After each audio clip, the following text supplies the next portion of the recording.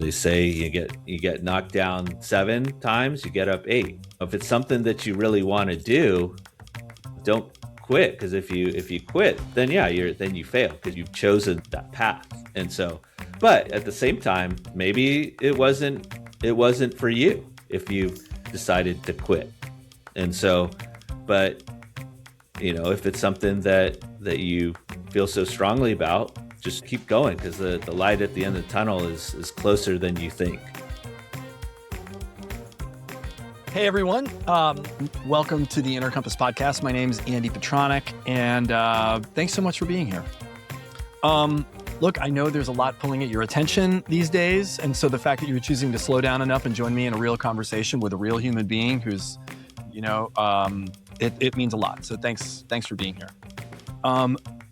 Just as a reminder, these conversations exist because this stuff, the stuff that matters most importantly in life, rarely makes it to the surface.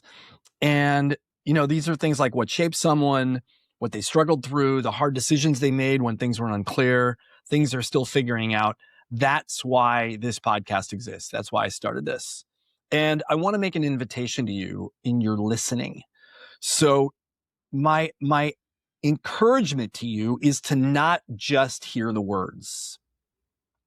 Listen with your life in mind. Put yourself, like as my guest today is talking about their life, think about your life. When something lands, ask yourself why it lands. When something feels familiar, stick with it. Like, what is this? Ask yourself questions. When something makes you uncomfortable, get curious about that. The most valuable thing you'll take away from this conversation probably won't come from what my guest says. It'll come from what their story unlocks in you. So stay open, stay present, stay attentive. And I'm going to introduce my guest. My guest today is somebody whose story I've been really looking forward to exploring. I'm going to introduce him now. So my guest is Jay I just asked you how to pronounce it. Crap. Tanjuan. Yeah, Tanjuan. That's good enough. Yeah. Tanjuan, yeah. Jay Tanjuan, yeah. Before he was in real estate, he was in the Navy. 6 years he's not in real estate. Why does this say real estate? Oh, I am. You're in industrial development, right? Yeah, in real estate. Industrial development. Yeah. Do you call that real estate? Yeah. Oh. Yeah. Okay, I don't call that real estate, but I guess it is. Yeah, of course it is. It's real estate. Yeah. Development. Yeah. Right. Okay. So thank you for your help, by the way. Sure. And I don't go back and edit these, so mistakes are part of it. Okay. So before he was in real estate, he was in the Navy. 6 years as a supply officer supporting Operation Enduring Freedom and Iraqi Freedom. And he came out of the Naval Academy, which I think is really cool, where he was also a Division I track athlete. When he transitioned into commercial real estate, he spent nearly 11 years as a senior development manager at Petranek before joining Scannell Properties in 2022 to open their Southern California office. Today, he leads ground-up industrial development across Southern California and Southern Nevada, holds 3 graduate degrees and multiple industry designations. He hosts his own podcast and has built a following of about 26,000 people on LinkedIn around his work in industrial real estate. Jay Tanjuan, welcome to the Inner Compass podcast. Sorry, I made a little bit of mess of that. I read it before and I thought, I'm good to go. And obviously I wasn't. So, thanks for being here. Well, yeah. Well, thank you, Andy. And also thank you for your service. I know you are a Marine. So it's good to always chat with fellow veterans, and happy to help, and hope we can do a great podcast here for you. Absolutely. Yeah, it's great. It's I have a lot of friends that graduated from the Naval Academy. One of my because a lot of Marine officers come out of the Naval Academy.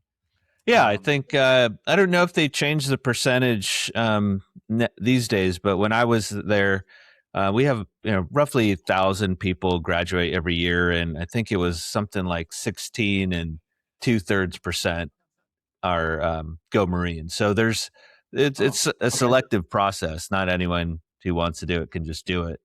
So they select people out. But but there are quite a bit that choose that option upon graduation from the academy, and go on to have great careers. Yeah, and I mean, similarly, I had a naval ROTC scholarship, Mm-hmm. and it's a similar thing. Like the Marine Corps, there's no such thing as a separate Marine Corps ROTC scholarship, and you get to choose.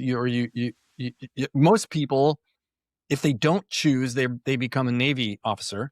Mm-hmm. But those that want to become Marine officers get to opt in, and it's effort to do that. It's not like a little thing. It's not like just an easy little choice, like Right. a tick box. Yeah, and I think Um, too, so the maybe Marines don't like to admit it, but they are, technically part of the Navy. So that's those are fighting words, yeah, Jay. yeah. I mean, we'd be stuck if we didn't have the Navy, though, because we have to get places, and the only Right, way yeah. we have to get places is through the Navy. Yeah. So it's a love environment. It's all love Yeah. until it's not. Yeah. So I guess a good place to start is, how do you describe what you do today? Like, I obviously I was confused. When Yeah. when I read real estate, I was like, wait a second, he doesn't do real estate, but you do real estate. Yeah, So, like, exactly. how do you describe what you do to the world, like to a normal person that you meet at, say, a dinner party or something? Tell me about it. Sure. Yeah. So basically, we go out and find land, entitle it, to get the approvals from the city to build industrial warehouse or manufacturing building on that site. And then we'll actually go build it. We'll hire a design team, general contractor. We'll build it, lease it, and then sell it to an owner user, or sell it as a leased investment to an investor, or we can hold it long term and collect the rent, from the tenant that occupies the building. So so that's basically what we do. We're industrial developers, and I focus in Southern California and Southern Nevada is my region, which is basically Vegas market. So every day, just constantly looking for land opportunities, talking to brokers to identify the off market and on market land opportunities that there could be that we could develop in the future. Do all people in the business of industrial development operate as the soup to nuts? They're going after real estate, and then they build on the property, and they, like, is your company and what you do different than what other people do? How other people do it? Um, yeah, I mean, I think generally, as a developer, that that's kind of what all of our competitors do. Similarly, I think mostly maybe in the residential side.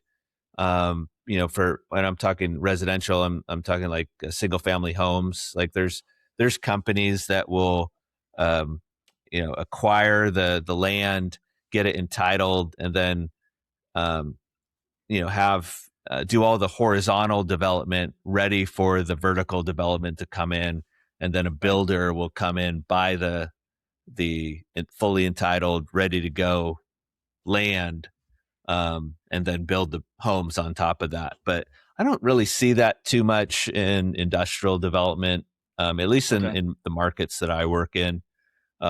Usually it's, all of our competitors, you know, start, as you said, soup to nuts, and, have, I think that's why I got confused, like, myself, because that's what I pictured. I pictured, like, if you're in real estate, you get the land, and then somebody else comes in and builds and creates on top of it. So it didn't occur to me when I hear industrial development. I don't, because I'm not in the business. I don't. I hear them as separate things, but they're not, obviously. yeah, yeah. So, we handle all of that. And so I think that's why, it does take a long time to, get proficient in development, because there are so many areas to kind of master or have some comfort level, kind of knowing enough to be dangerous in certain areas, but being able to also go deep in some certain areas of our job. What's your favorite part of what you do? Like what lights you up? Yeah, that's a good question. Because I really like all different aspects of it, and probably the variety is the is the thing that I like the most, because it's one day, any given day, I'm talking to brokers trying to find land opportunities, and then maybe then next minute I have to go visit the city because we're trying to get a project approved, so we have to meet with city staff to get them on board and see our vision and be on the same page. So it's kind of a different skill set that's required to deal with those types of folks. And then maybe right after that, I could go to a construction site and meet with our general contractor and go through plans and some of the details on the construction side of things and some of the issues that we're seeing in the field, which may have cost and schedule implications, and trying to solve those problems. And then, maybe I could go meet with a land seller who, maybe doesn't even speak English. And so we're going to have to figure out how to, get on the same page so we can figure out if there's a transaction to be had or not. And then I can, go to a networking event, trying to get in front of more brokers and more peers in the industry to be present and show what we can do, and just continue to build relationships. So that I think the variety is probably the thing that I like the most. And then, but if I had to kind of pin down one area, I would probably say like just the relationship building. Built friends throughout this industry over the many years that I've been in it. So that's always been, just something that I enjoy doing. And, Right. and even like just, opening up an office and building out a team, that was something that when I left my previous job that I wanted to really find the right group where I had the ability to go do that. So yeah, I had a lot of different answers there because I like so many different aspects of what I do.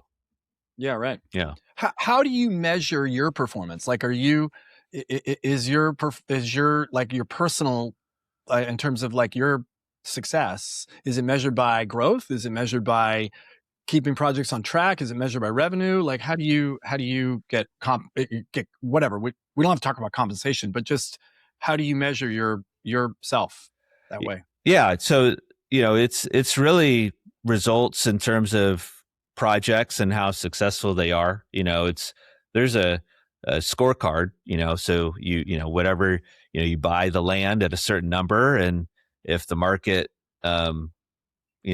goes down, and you bought the land high, then you're going to be in a tough spot, so you get, really judged based on that, and, for us, we do, like to do as many projects as possible and, as quickly as possible. So, that's how you get, judged based on, the profitability, from project to project.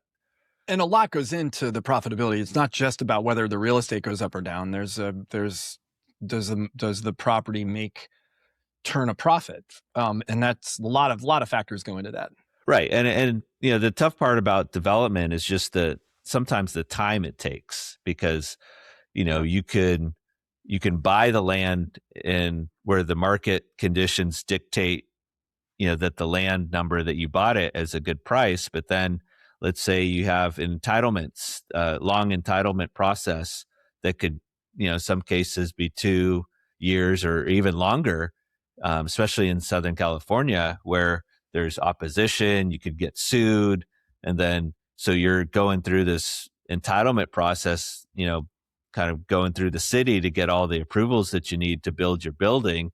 And then the market shifts during that time. And so now you have decisions to make once you're entitled, should you start construction or do you have to wait? So there's a lot that could go into it. And so that's also kind of what's the exciting part too, is because you really don't know what's going to happen. And a lot of it is outside of your control. So it's, but you have to do the best with what you have, and you really can't, you have excuses. And you just say that this is what happened and this is what we're going to do to fix it. This is what we're going to do to move forward and progress. Because otherwise you can, just get pretty bogged down and down on yourself, I guess, if you're just, looking strictly at the scoreboard and the end result every time. I mean, that's an interesting comment and inspires a question for me. Like, how have you had experiences where you've gotten bogged down or where you've struggled and needed to change your frame of reference or your way of thinking or come up with creative solutions? I mean, is that part of the business, or do you have any specific examples of that? Yeah, that's definitely part of the business. I mean, we when I opened the office in January of 22, it was, the hottest industrial market. Southern California was the hottest industrial market in the country by far. And it was like that for a, really good part of that last 10 years, from really 2012 to 2022. I think you said you opened it in 2022. Yes. So you opened it in 2012. No. So I opened it this for Scannell in 2022, but I'm just saying the real estate cycle, Got it. from 2012 till about 2022 was, anything you touched industrial, it did really well. Just e-commerce was starting to take hold, and so there was a lot of expansion, and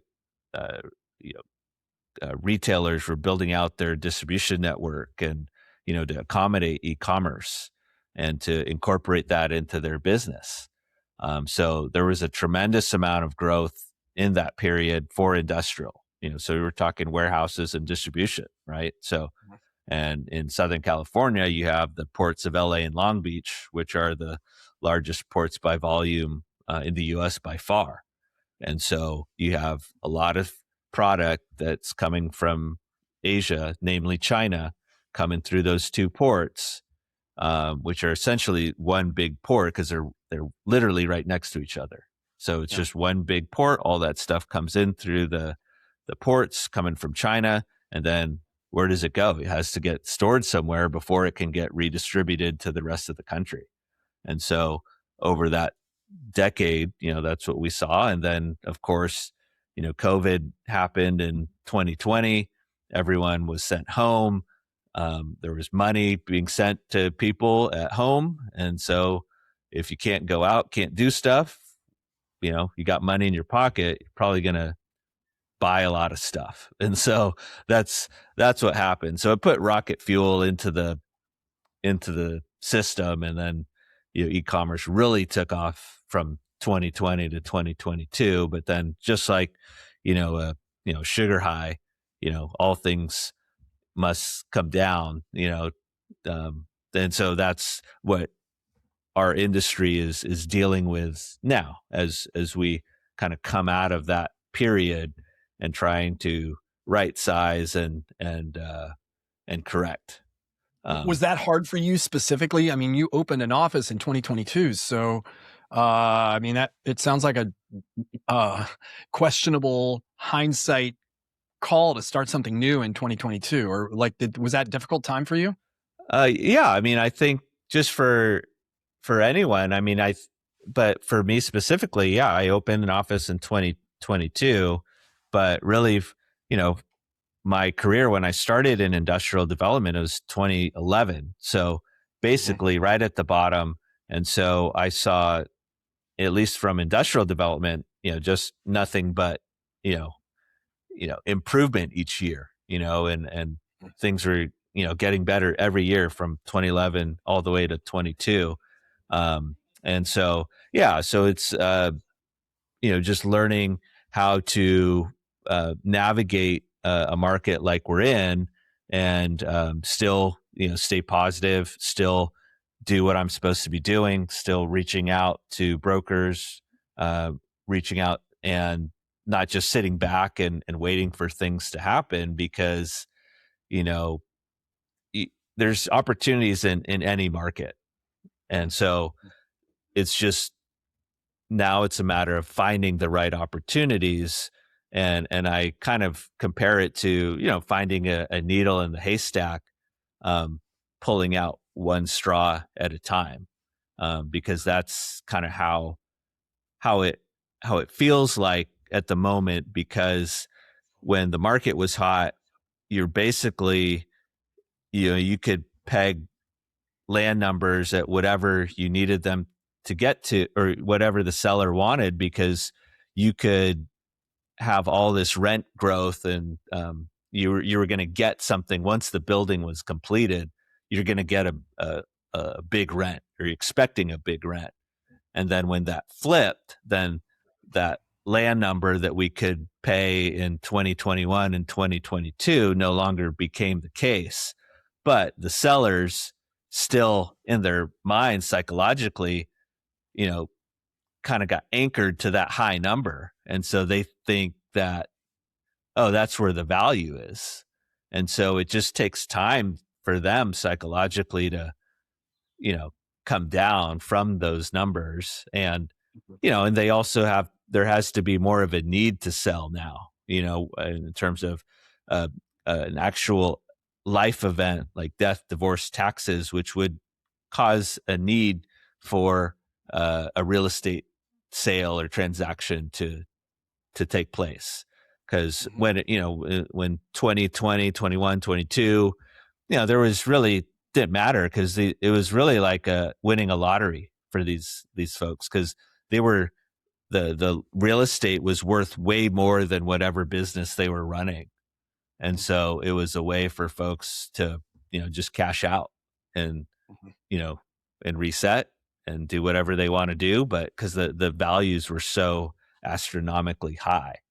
And then, so there, there was just a lot of kind of wealth almost created during that time frame, just because from the real estate values and people getting out of their business and doing something else. But when that all changed, it pretty much ground to a halt. And I've heard, in other markets outside of Southern California, there's positivity. There's, they feel like they're well on their way to recovery. And we're still a little bit behind, and maybe a lot behind in some instances. But so it's just going to take some time to get through.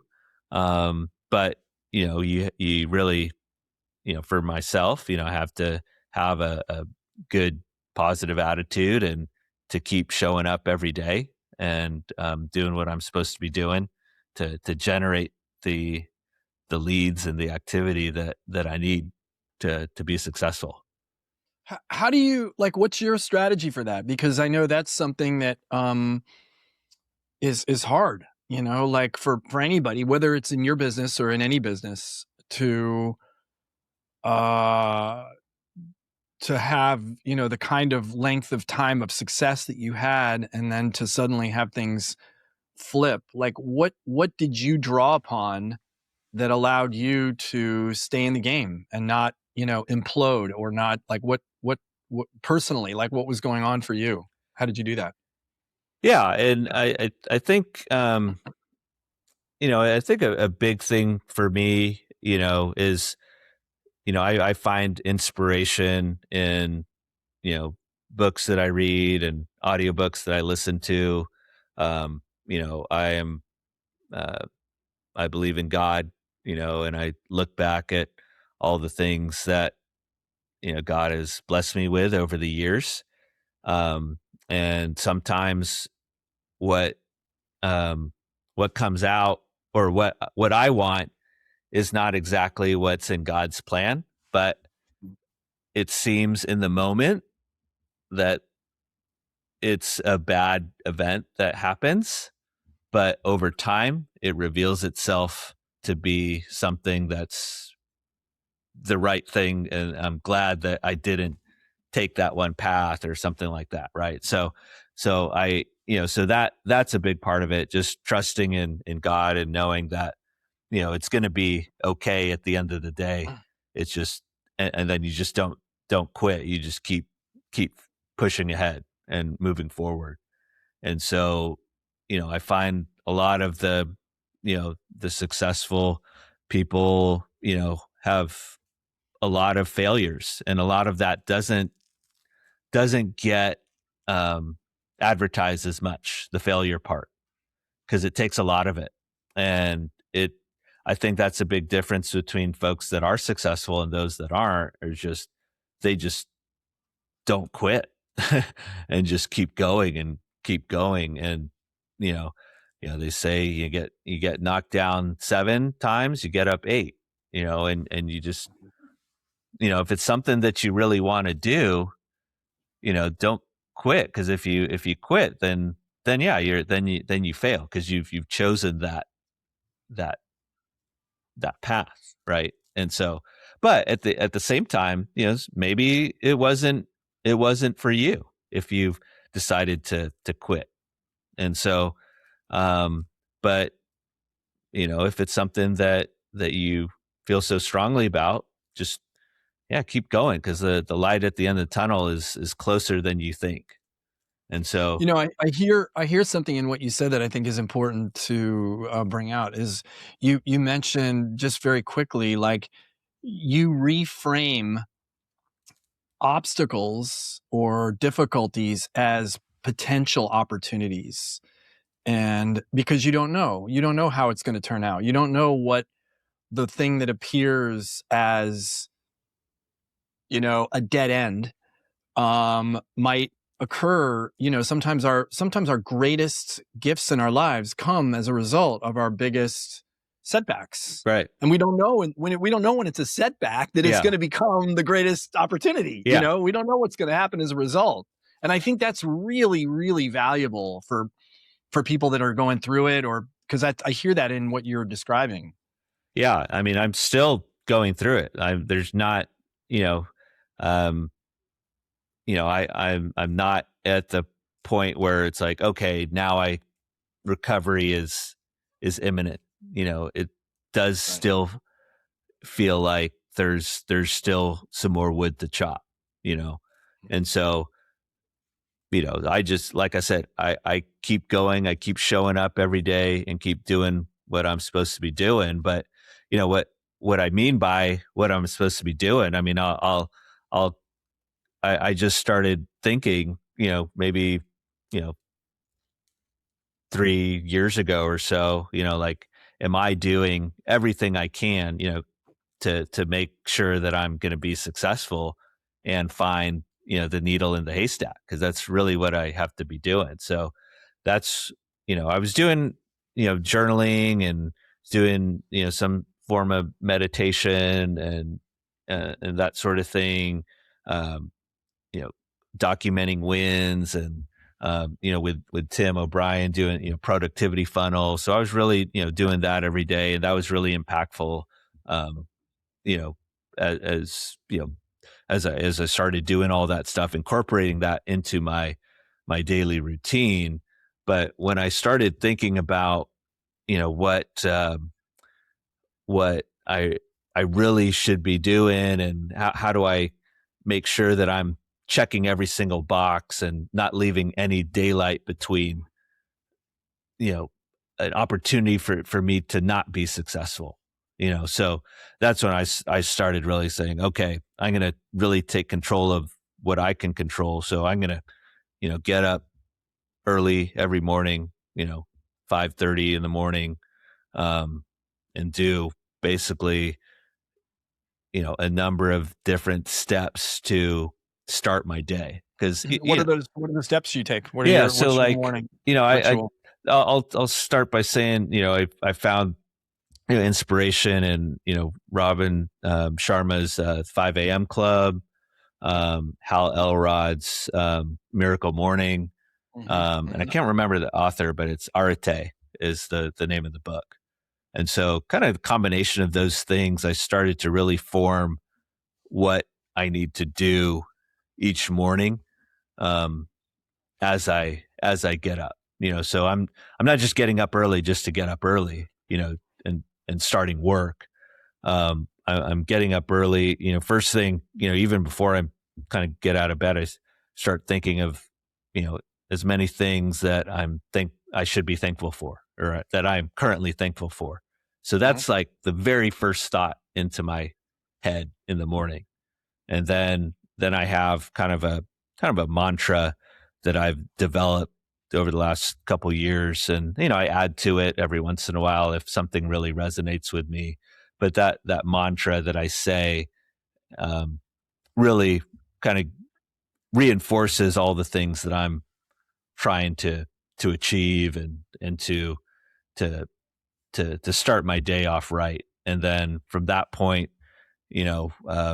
drink a glass of water because, I've read that, you haven't drank all night. So your body needs hydration, so start off that way. And then I do, a meditation where I'm again, I write down in my journal all 5 things I'm thankful for, 5 things that I'm looking forward to that day, and then I read from a educational type book as part of my industry. If there's something that I can learn, so I'll read that, and then I'll read several pages out of a hardcover book, just to have, because I do a lot of audiobooks every day, but I also want to have I have a number of just books that haven't read sitting on the shelf. So I said, hey, I'm going to get through all of these eventually. So, I just do like 3 pages every day and never miss a day,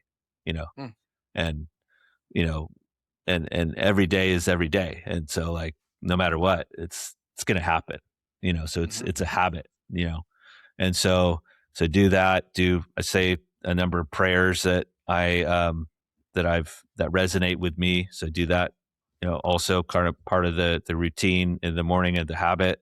And then I do something physical. So whether I go to the gym or I go out for a run. So it's really, I call it the power hour. So that's what happens in the morning. So I'm not checking emails yet. I'm not answering texts. And usually people aren't up that early anyway. So it's before all my kids get up and all that. Cause before is like, get up, with everybody else. And it's like, you're already kind of on the defensive, cause it's like you're frantically getting up. You have to get kids ready for school and and there's things happening and it's, and then thinking about work, checking emails, and it's just chaotic. Right. So that morning time alone, just gives me the kind of the peace and the mindset that I need to charge forward and get things done during the day.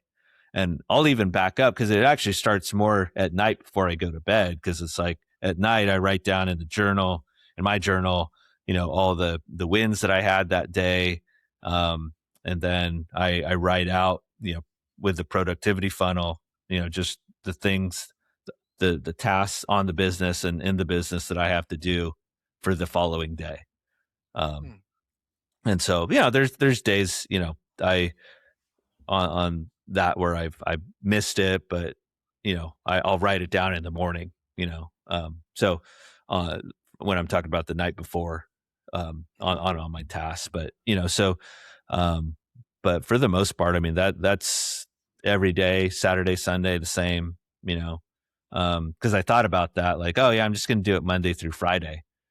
And it's like, no, I think you have to do it every day. Like there can't be any like, cheat days or anything like that. You just have to do it every day. Jay, how long does it take you to finish, like start to finish? I know you say the power hour, but it sounds like it's about an hour. Longer. No, really? It takes about including the workout? Yeah. It's like, 20 minutes, So it's something really quick.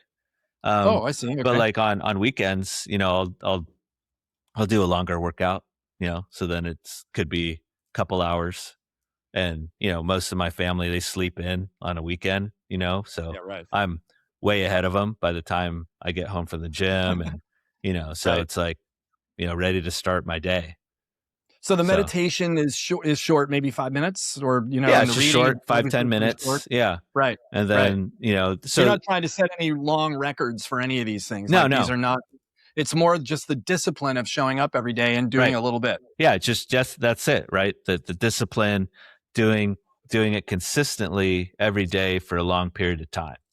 And so in Robin Sharma's book, the power hour is 20 minutes of workout, 20 minutes of meditation, journaling, prayer, and 20 minutes of reading, educational type stuff. Right. So, Have you played with different like different orders of it, or did you just kind of fall into the one you're in and do it the way you've been doing it? yeah, no, I kind of, there's different, like sometimes I would work out first, before I do journal, but most of the time I journal while I'm, before I work out. Or some days, like even at the gym, if I'm on like a exercise bike, I could do both at the same time, Right. Right. like, And so your stuff 20 like, minutes of workout is at the gym every day. sometimes Like you go. not at the gym every day. I could go out for a run, Okay. you know, Okay. or we have some, a couple of extra exercise equipment at home type Yeah. of thing. So I do some of that. So yeah, just really just get the heart pumping, get the, mindset right, cause Do you have a way? Do you have a way you track all this stuff? Like, do you have a sheet of paper? Do you have like a Excel spreadsheet, or how do you just, keep track of in what you've my, done? productivity funnel, Yeah. I just say, hey, these are the things I have to do, and so, But I mean, you don't have a sheet that shows you what you've done for the month, or you don't check things off, or other than in my journal, in my journal, it's every day. I have okay. that. Yeah. Cause when I track the wins for the day, I track what I've done. And your journal is just a hand. It's not on your phone or in your No, it's computer. It's handwritten. Yeah. written. You write Handwritten. it all. Yeah. Oh, cool. Yeah. Very So, cool. so do in the journals, like I said, the five things I'm thankful for, five things I'm looking forward to, and then tracking all the wins, for that day. And then it's also, cause I do audiobooks. So when I'm working out, driving the car, doing anything, uh,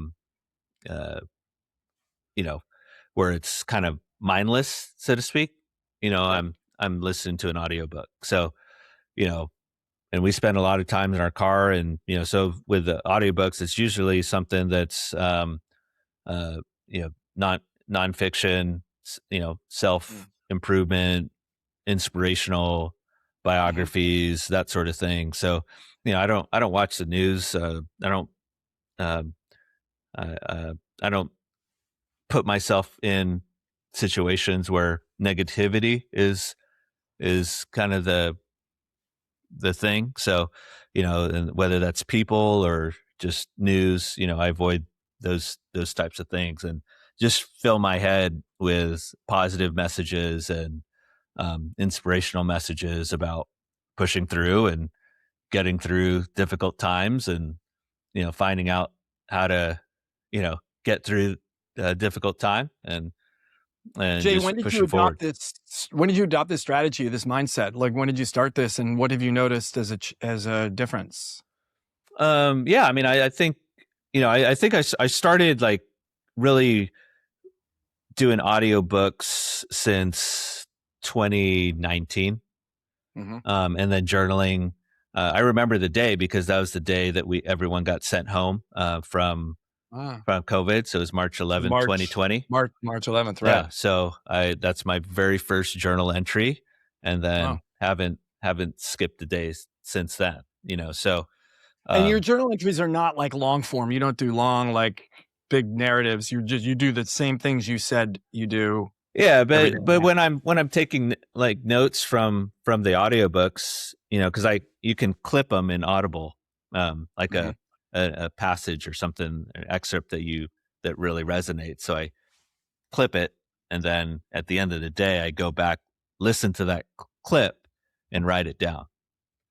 Oh, I see. So yeah, so that is in long form, like where I'm writing out, Right. and like it sounds like it's really time intensive, but it's not that really time intensive. And then also when you think about it, it's like, I cut out most TV, and so I'm not one to binge watch shows or anything like that.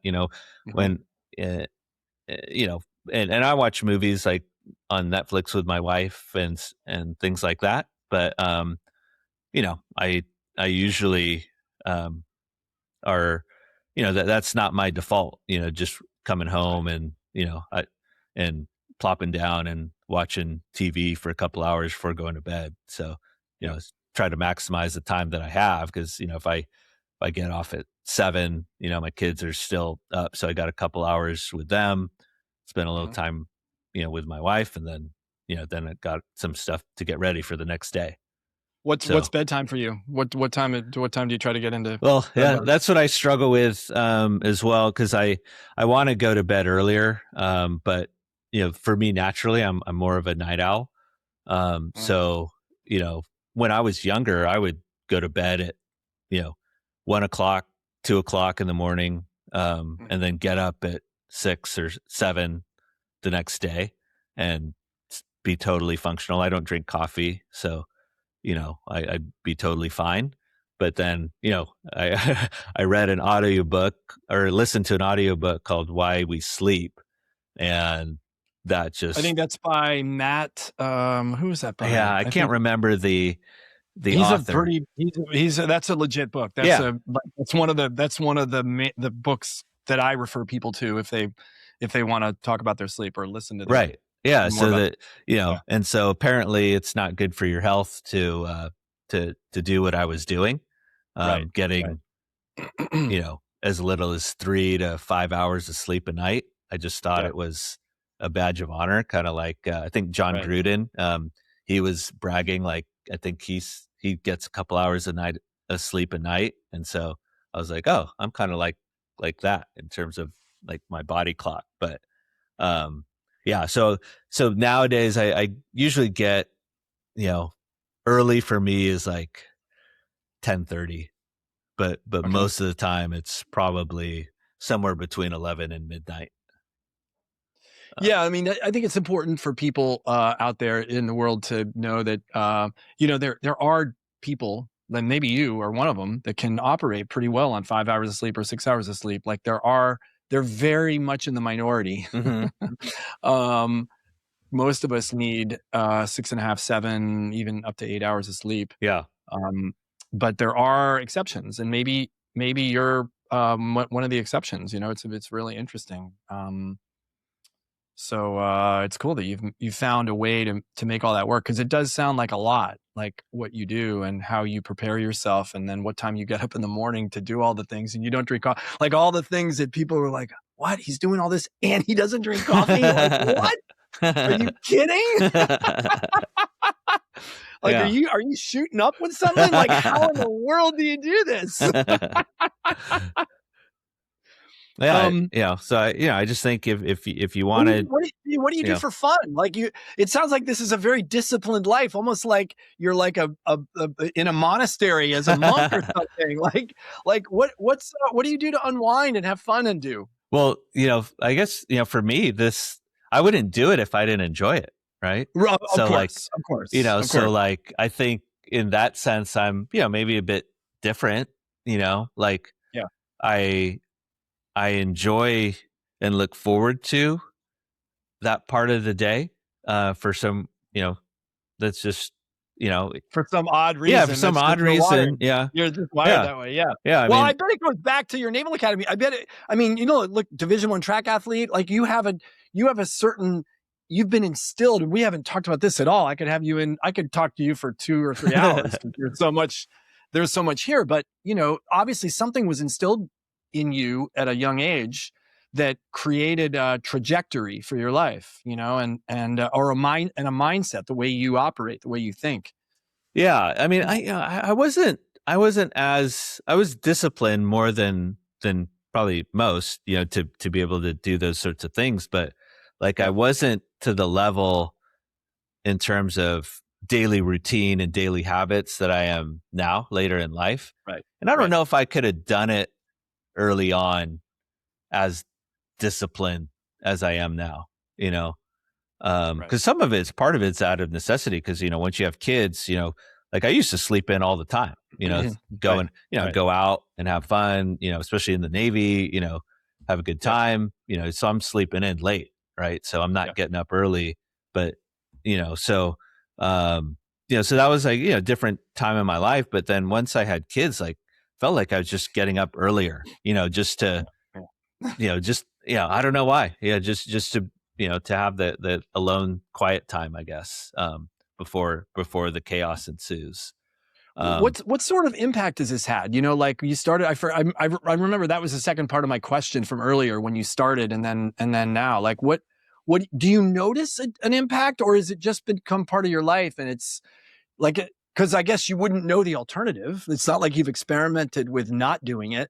So do you, what has there been an impact? What do you notice? Yeah, like it's one of those things. It's like if you're on a diet, if you eat healthy one day, you're not going to just like, oh, I just dropped 20 pounds in one day, right? So Right. it's a cumulative effect. And so, I just think I feel, despite everything that's happening, like if, I would say that, I'm happy.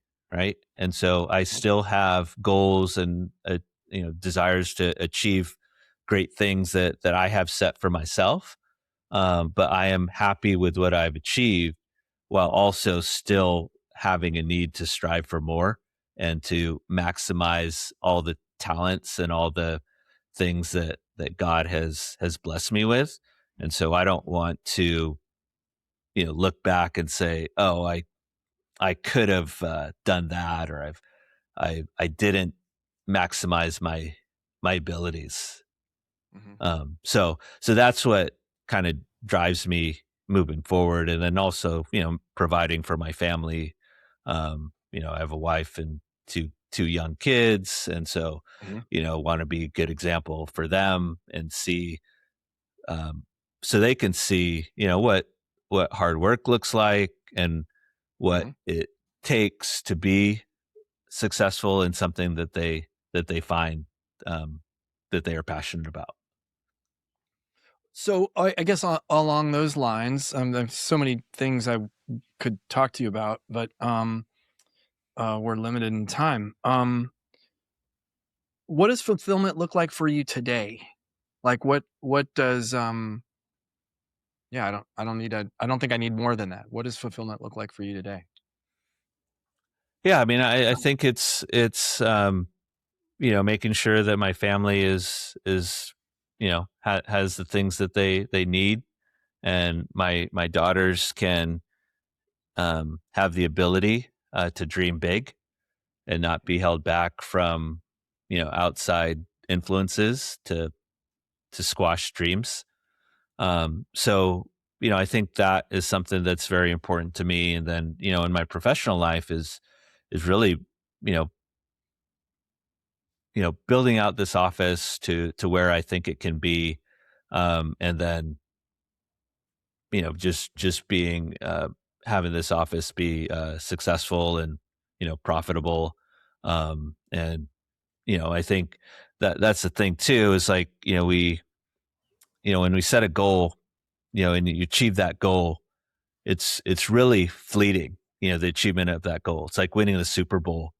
You won it. Now what? That was one moment, but it's really the enjoyment of the process leading up to it, Mhm. and all the ups and downs that goal, achievement of that goal can bring. And then once you achieve it, it's realizing that, hey, you still have a lot of life to live. Achieving of that one goal is not the end all be all. There's much more than that. It's just like getting accepted to the Naval Academy. If that was my life's greatest achievement, then that wouldn't be, you know, very good. I think, because there's so much more that needs to happen after that. You know, it's like having your first kid, or having a kid, right? Like the birth is awesome, but now is the hard part, right? You have to, you know, set an example and raise your child in the example that you want them to grow up to be, so. Well, on that note, and that's an interesting question. What are the hard parts for you now? Like, of all you've described, what's hard for you? um yeah, I mean, I think, well, first of all, I think anything that is easy is probably not worth doing in the first place. So, I think the hardest thing is, just managing the time, and, your time and your attention is constantly being pulled in different directions. So, family time, because it's like, you have to, you know, there's no secret to being successful in terms of like the amount of hours that you're going to need to put in to be able to achieve the results that you want. So that takes away from family time, right? So just balancing that, and that's, I think, a personal decision for people, because people all, talk about the work-life balance, but I just don't think there's really a really work-life balance. It's just, you just do the best you can, and, but you have to make sacrifices and certain things if you're trying to achieve what you want to achieve.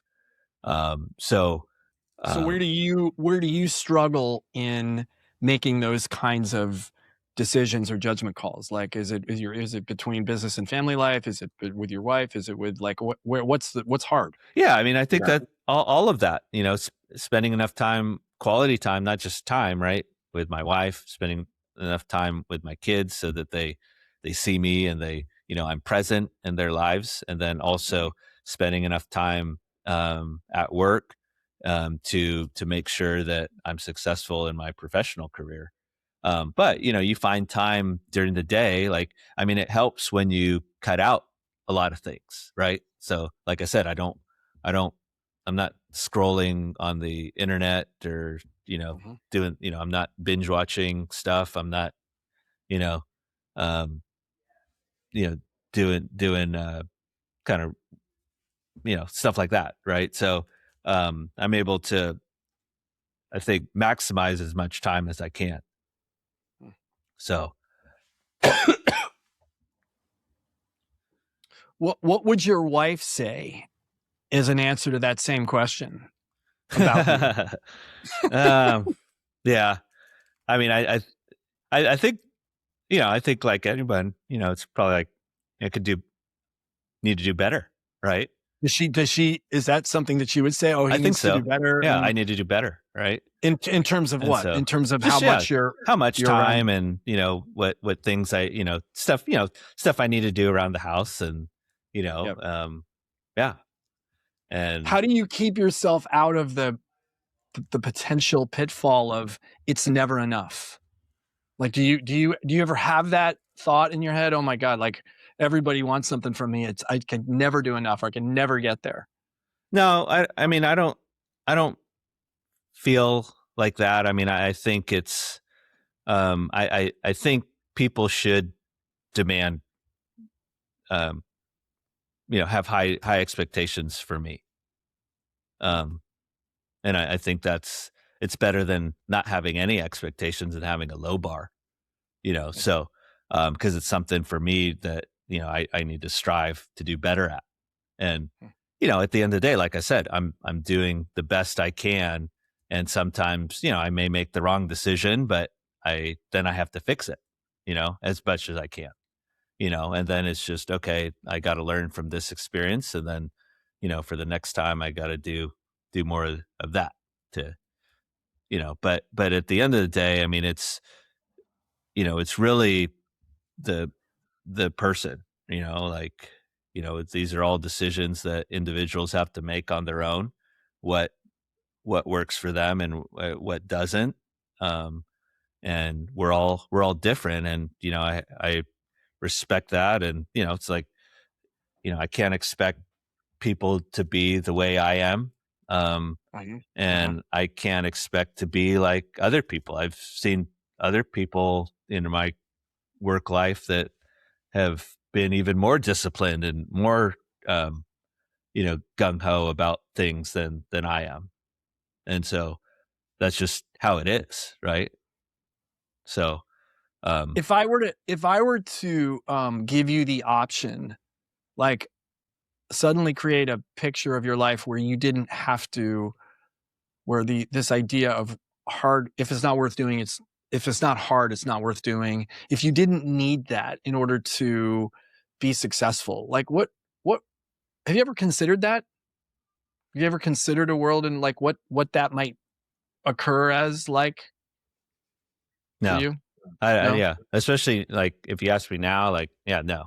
I mean, I just, Right. I, that's why I do, cold showers, every day. So it's like, it's Oh, that's preparing another you. thing on your, is that another thing on your morning Yeah. routine? Yeah. Yeah. Cold But shower, yeah. sometimes it may not happen, in that power hour, but Yeah. it's something that I do every day, and I used to think like, I think I read some like Navy SEALs, some of those guys do that. And then, a guy that I work with at Panettone said he did it. And I just thought it was crazy. Like, why would you willingly put yourself in a very uncomfortable situation when there's no reason to, and hot showers feel so great?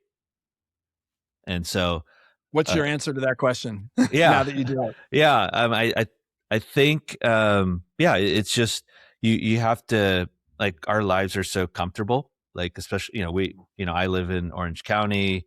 Um, we have, a lot of the things that we take for granted. And there was a book that I was, reading, Jason Van Camp, um, Deliberate Discomfort. And he was talking about, there's, because he was a Green Beret and he was stationed in Russia. And he was saying, like, people in Russia, or this part of Russia that he was at, they had no choice.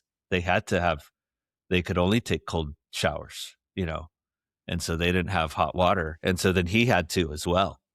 And so, and I think it's just also just another thing to kind of mentally prepare yourself for the day.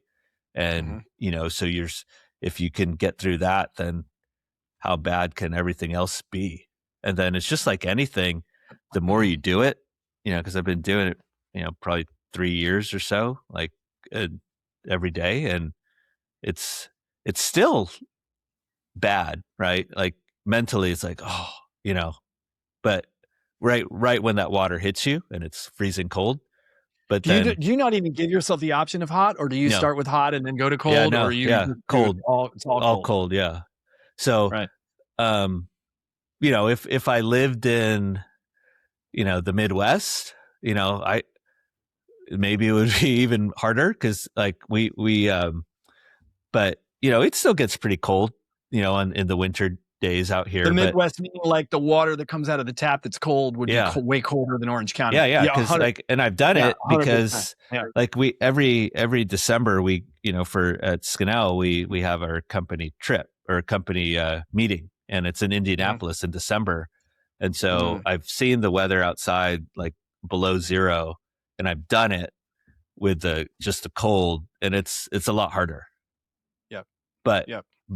I feel a little bit more accomplished when I get through that. But I I I don't want to be there too long. Right. I don't. But again, like, if I did that every day in Indianapolis, I'd get used to it eventually. Yeah. Yeah. So Or you'd be taking hot showers and you'd have let that experiment go. yeah, yeah. Well, So Jay, thank you so much. I've got one more question for you. Um, I don't have a pre-thought of question. I just want to ask you one more question to wrap things up. Yeah.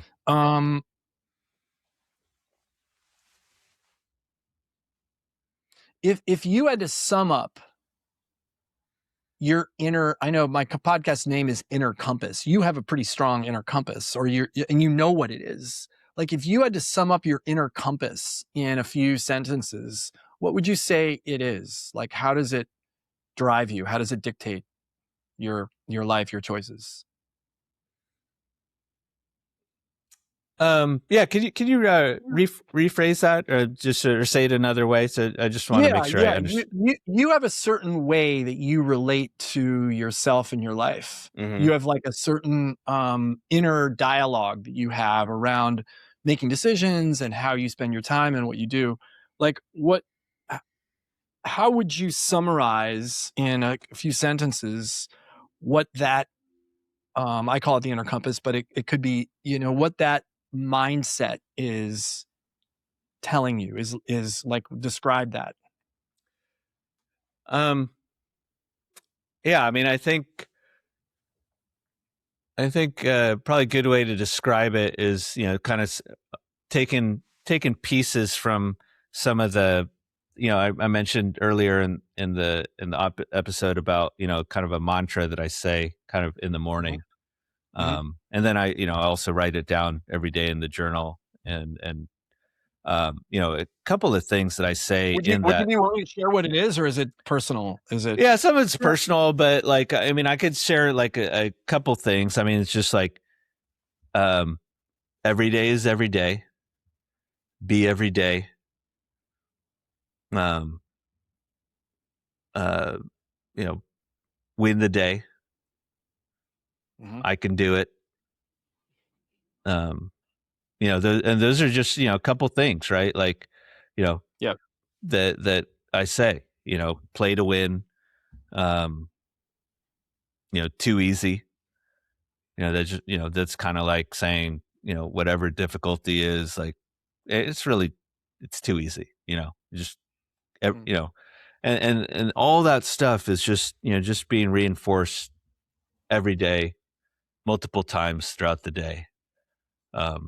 And so I think, it's just something that has been ingrained in me, and, and you can say like, hey, I haven't achieved what I need to achieve yet.